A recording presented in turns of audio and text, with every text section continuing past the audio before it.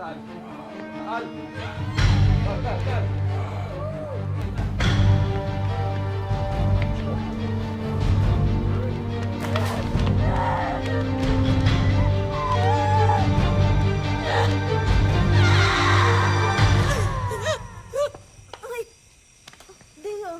Deo, ano ba nangyari sa'yo? Nenen! Nita! Ang tatay niyo! Nay, bakit? Tay, Binabangungot yata eh.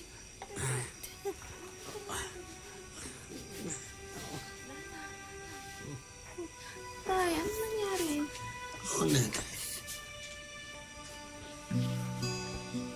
Tay, Napanaganip. Masakang panaginip. ay, okay lang ako. Walang mangyaring masama sa akin. Iingat ka lang, ha? Opo. Hindi na mag-alala. Magpahinga ka na, tay, ha? Walang mangyari sa akin masama, ha?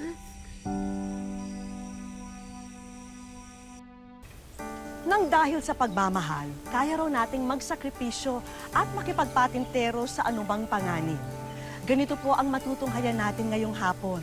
Ang kwento ng pagpupunyagi at pag-ibig ng isang anak sa kanyang magulang. Pero ang magiging kapalit pala ng kanyang pagmamahal ay luha at parusa. Magandang hapon po mga kapuso. Ako po si Vicky Morales at ito po ang Wish Ko Lang. Ate, di ka na ba talaga mapipigilan sa pag-alis mo sa Saudi? Ito naman si Nita.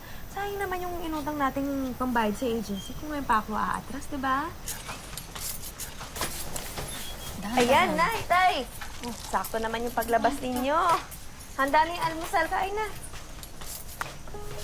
Bakit ikaw pang naghanda ng almusal, Nenen? Aalis ka na mamaya. Sandali Dapat sana nagpahinga ka na. Paano ba naman ako na makakakain yan? Alam ko naman na alis ka na, Neneng. Ay, Bakit ganyan? huwag mo naman pahirapan yung pag-alis ko. Kasi hindi naman kailangan umalis dahil nabubuhay ko naman kayo sa pagsasaka. Ha? Ay, para rin naman po ito dun sa mga kapatid ko para dire-diretso yung pag-aaral nila. Tsaka para sa inyo ni nanay, para magretiro na kayo sa pagsasaka. Yun na nga wala naman ako sinasabing ako'y magre-retiro. Malakas pa ako. Ang mahalaga, Neneng, tayo yung magkakasama, hindi tayo nagkakahiwalay na pamilya. Kasi, Neneng, baka hindi na tayo magkita. Tay, ano ba? Pwede bang mangyari yun? Siyempre, hindi mangyayari yun. Tsaka, babalik naman ako pagka nakaipon na ako para sa atin. Pangako, kada sweldo ko tatawag ako. Tutulman si Mang Amadeo. Natuloy pa rin si Nenen sa pagpunta sa Saudi at nagtrabaho siya bilang caregiver. Nakauwi din. Pinahirapan ka na naman ng alaga mong matanda, no? Medyo. Tsaka 3 buwan na ako dito, hindi pa rin ako sanay sa init. Tsaka dito, iba to. Pwede ka namang umuwi ng Pilipinas, eh. Buti ka pa, legal ka. Eh ako, TNT. Lagi na lang nagtatago. Ayoko nga. Kailangan ko pa mag-ipon para kila tatay. Ay, naku, teka. Kailangan ko nga palang tumawag sa kanila. Nakalimutan ko. Tatampo sa akin yun kapag hindi ako nakatawag, eh.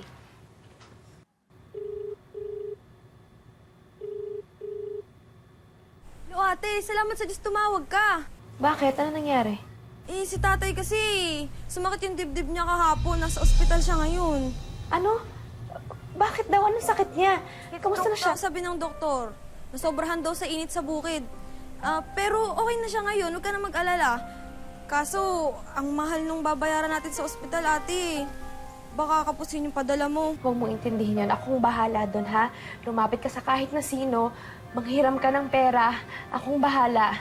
Okay? Sige, ate, ako bahala. Mamaya ka na lang ulit tumawag, ha? Tulog pa kasi si tatay, eh. Oh, sige. Tatawag na lang ulit ako, ha? Sige, bye-bye. Ingat kayo.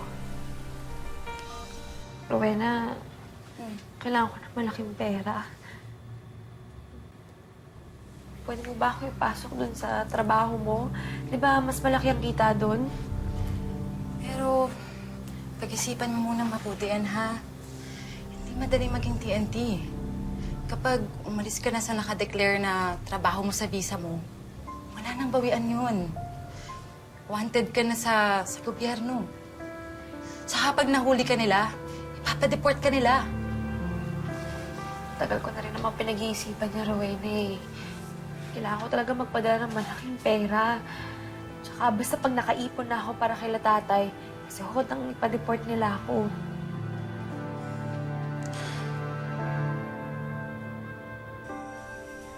Si tatay talaga, oh. Pag oras na ng tawag ni ate, handang-handa. Nakakatampo na.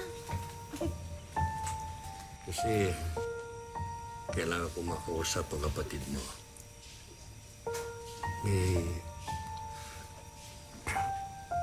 May sasabihin ako sa kanya eh. Importante.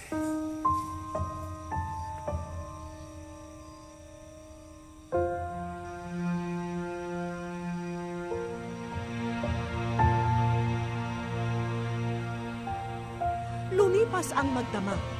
Nakaligtaan na ata ni Nenen ang pangakong pagtawag sa ama sa nakagisnang oras.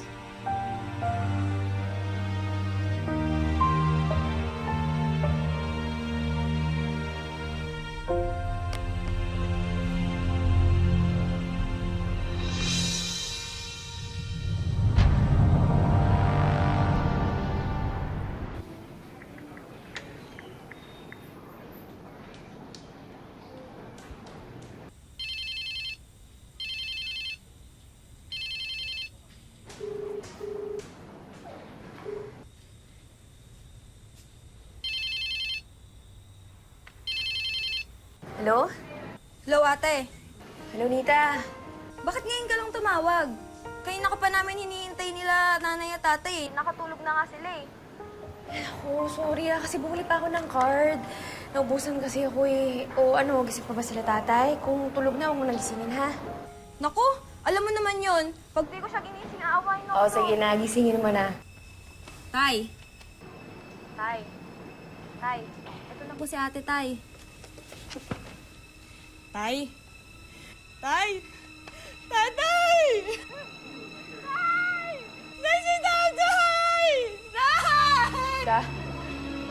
Nita, ano nangyayari dyan? Tay, gumising po kayo, Tay! Nita! Tay, si tatay! Nita, Nita, sumagot ka! Nita, hello! Namatay yun! Nita! Nita! Tatay! Hello, Nita!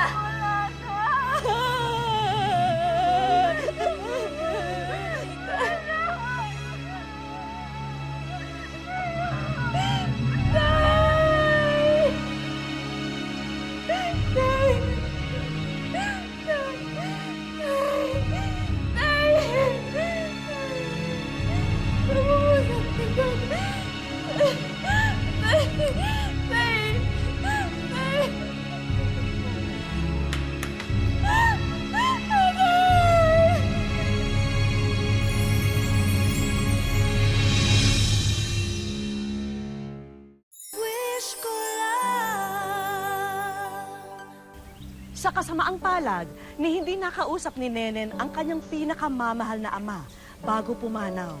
Bagay na labis niyang pinanghihinayang. Pero hindi siya papayag na hindi makita kahit ang bangkay man lamang ng magulang bago ilibing.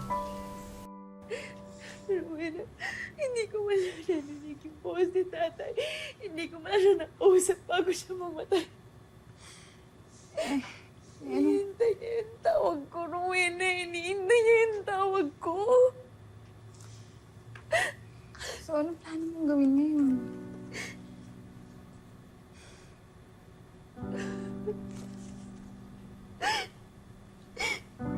Rowena, gusto kong umuwi. Gusto kong makita si tatay bago pa lang siya ilibing. TNT nga tayo eh. Hindi ka pwede umalis. Kapag lumapit ka sa Philippine Embassy, sisingilin ka nila sa pagtakas mo sa amo mo. At malaking halaga yun. Pero Rowena, kailangan ko umuwi. Tulungan mo ako, please, please, please. Please, tulungan mo ako, Rowena. Please, please. Sige. Tulungan mo ako, ah. May kilala akong polis. Pwede ko siyang pakiusapan na arestuhin ka para ma-deport ka sa Pilipinas.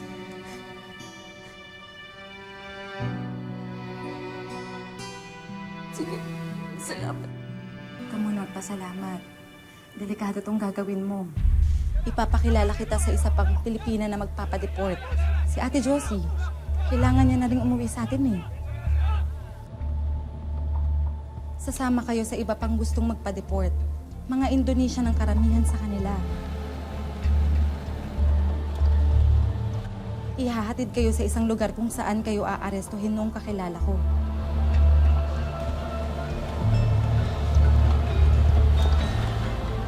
At sila na magdadala sa inyo sa presinto. Good luck, Nenen. Bantayan ka sana ng Panginoon. Josie, matagal po ba ang proseso ng deportation? Depende sa mga nahuli sa atin. Pero kadalasan, pinaglalaroan muna nila bago nila palabasin. Ano po pinaglalaroan? Pinagsasamantalahan. Lalo na pag alam nilang Pilipina.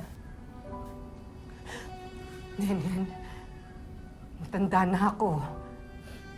Hindi na sila magkakaroon ng interes sa akin. Pero yung mga kagaya mong mga bata, alam ko na. Nenen, magpapanggap kang Indonesian, ha? Tama, magpapanggap ka. Kasi minsan, kapag alam nila na kagaya nila na Muslim, hindi nila binabastos. Minsan.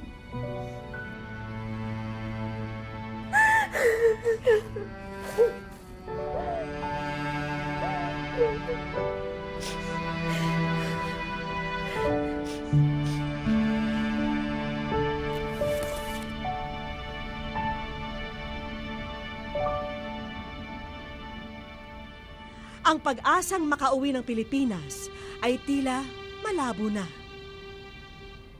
Ang naging sitwasyon lang ni Nenen ay nalagay ang sarili sa peligro.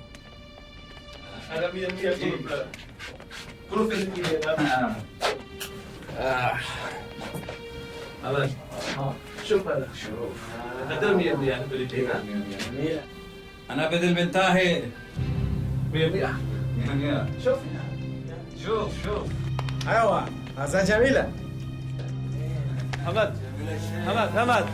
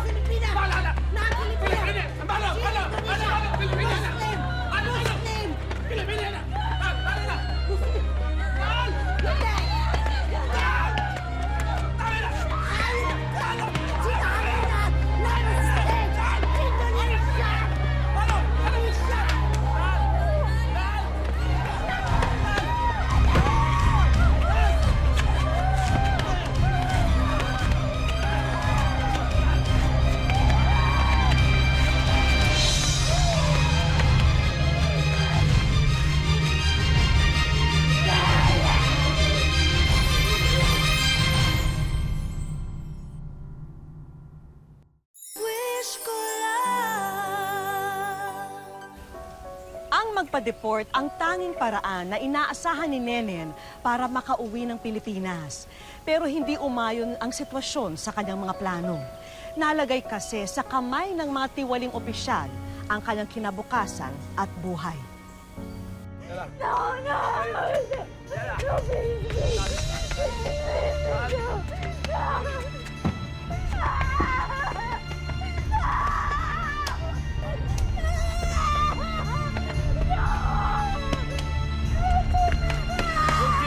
هذا غلط.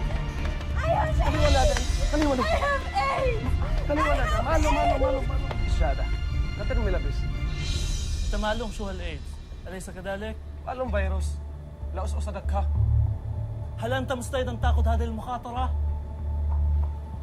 طيب سليم أنا سأشوف هذا الريكوردز طيب لا أحسن.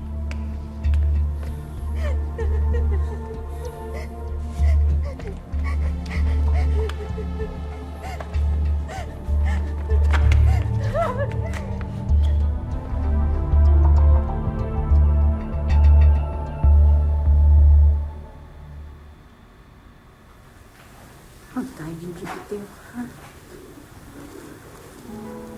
Kung hindi bitiw,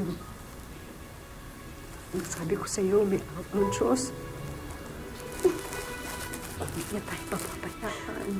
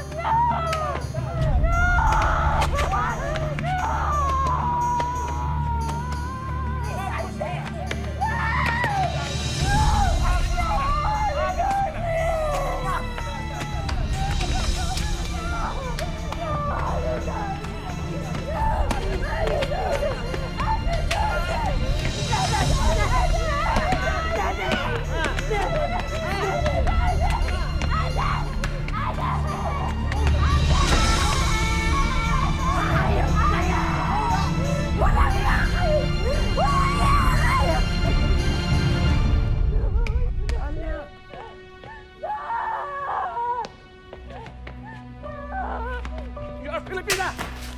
Your name is Nemesha de la Cruz! You're not Indonesia!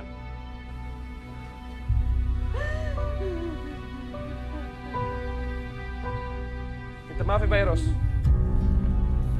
انتظر. إن السفارة الفلبينية بالخارج ينتظرونها.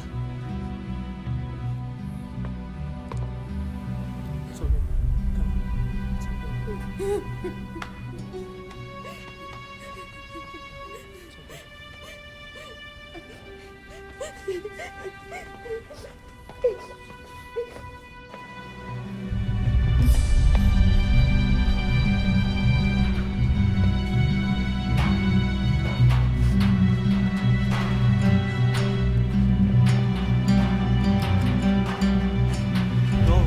Embassy people outside there. I called them for you. I have sister back home. I love her very much. Now go. Thank you, thank you, thank you. I almost forgot.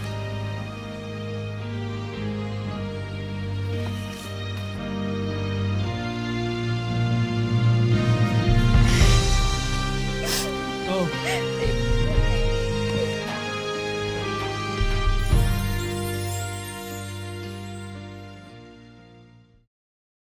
Wish ko lang. Sa tuwing nag-iisa si Nenen, pilit bumabalik ang mga alaala ng nakaraan. Ang kanyang mapait na kahapon sa bansang kanyang pinaglingkuran ng mahigit 10 taon. Isang mensahe po ang aming natanggap dito sa aming Facebook page at dito po namin nabatid ang kwento ng buhay ni Neneng. At ngayon, matapos po ang lahat ng kanyang pinagdaanan, kamustahin na po natin ang dating OFW. Dagdag pa sa ikinalulungkot ni Neneng, namatay na rin daw ang kanyang ina nitong nagdaang taon lang.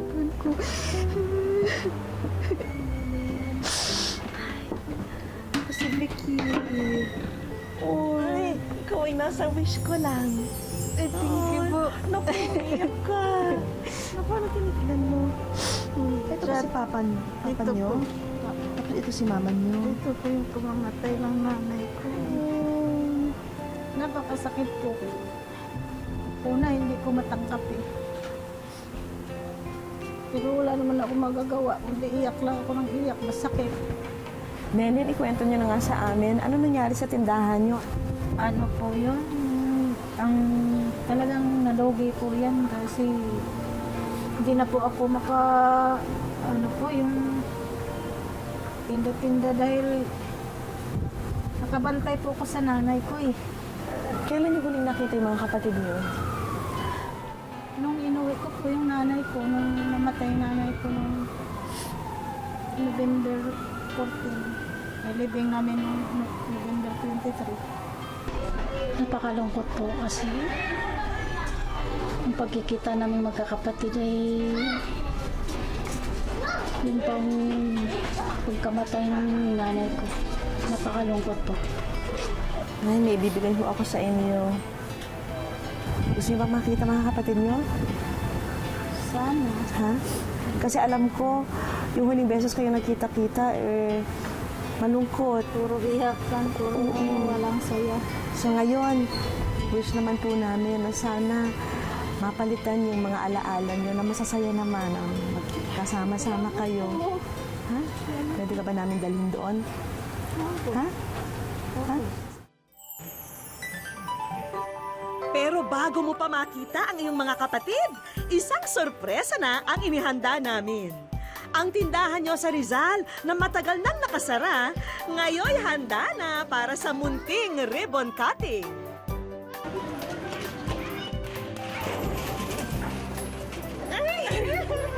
Tindahan po, mayroon ng laman. Masaya po kasi ayan na yung nagbukas na uli yung tindahan ko. Wow! Bumalik! Paano ito ng linis? Maraming salamat sa wish ko lang. Dito sa San Roque, Mabini, Bohol, nakilala namin ang malaking pamilya ni Nenen. Namulat ang mga kapatid ni Nenen sa hirap na pinagdaanan niya sa Saudi. Kaya mas mainam na raw na manatili sila sa sariling bayan. Ay close talaga namin yun, di mabait yun sa amin. Saka siya ay nasa ibang bansa ay tumutulong din sa amin. Nagbibigay ng ano-ano na lang.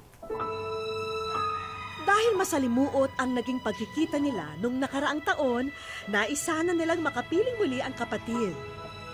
Miss na miss ka namin. Sana magkakabanding-banding tayo na laging masaya tayong lahat. Abala ang mag-anak at tila may pinaghahandaan silang isang malaking pagtitipon. Habang si Nenen, handa na rin sa muling pagkikita nila ng kanyang mga kapatid. No! Ay! Hindi mo lagi kanin! Kanis! Kasi may mga panin eh. Dito ka. Ha? Ha, masalong? Sa bukid. Ha? Ano mo sa iyo? Ha, bitaw? Isinama muna ng aming kakutsaba si Nenen sa kanilang tahanan.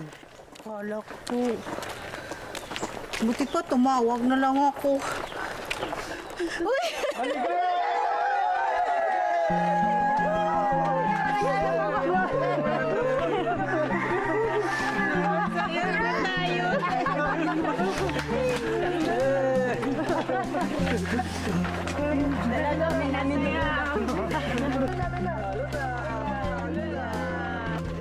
Hindi na napigilan ni Nenen ang maiyak sa mainit na pagsalubong ng mga kamag-anak niya. Sobrang saya po kasi nandito mga kapatid ko. Miss ka na namin, Nenen. Mahal ka namin. Maligayan. Magpagbalik. I love you. Miss kita.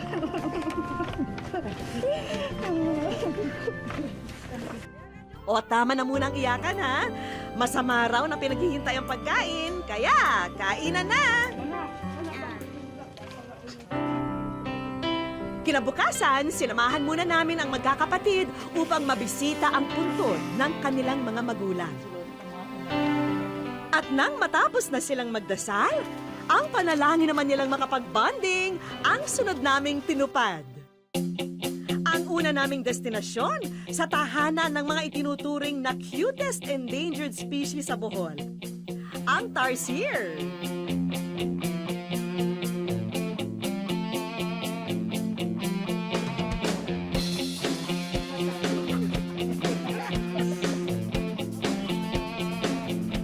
Ang sunod naming pinuntahan, ang pamosong Chocolate Hills.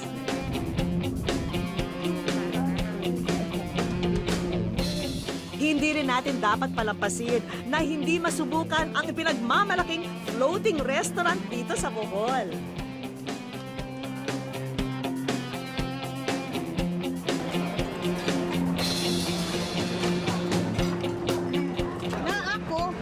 Ako yan. Damay ng alay na.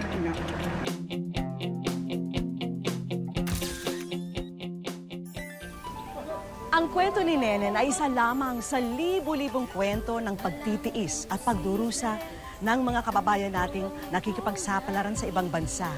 Mapalad pa rin si Nenen dahil nakauwi siya rito sa Pilipinas at ngayon ay handa na muling harapin ang panibagong pagsubok, dala ang katatagan sa napagtagumpayang karanasan.